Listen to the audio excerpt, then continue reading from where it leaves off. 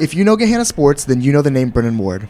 The University of Kentucky quarterback commit and four-year varsity starter has led Gahanna to a combined record of 33-6 during his tenure, including a state Final Four appearance.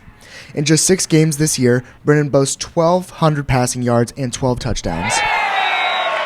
In the Week 8 matchup this year, where Gahanna traveled to Westerville Central, disaster struck for the Lions when their leader and arguably the best offensive weapon in Ohio went down with an injury. Against Westerville Central, I hurt my thumb.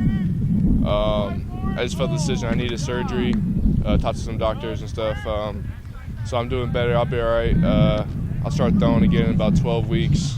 This was the first time since 2021 that the Gahanna football team would be playing without Brennan under center.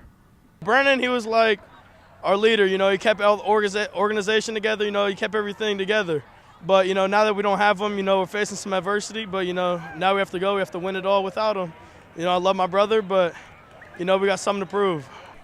With no clear-cut QB2, the Lions turned to senior and Army commit Jake Bushelman.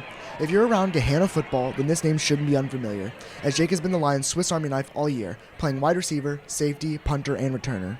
He further commits to this role, stepping into the QB spot. Yeah, Jake does a lot for us. Before I got hurt, everyone knew that he was a big part of our team, how much he did, and then him having to step into that quarterback role a little bit too is just super important. He's carrying a big load for us. With this new position, Jake has had to add some different insight to his game. I mean, it's just doing one thing at a time, trusting your guys. Everyone's going to do their job, and you just got to do yours. The past 2 games have been a learning experience for the Lions, but they have been making do. The Lions have had to make adjustments, going from an average of 16 passes per game to just 7. The change in scheme has been one area where the Lions have had to overcome adversity. But what else have the Lions been doing to rise above their difficulties?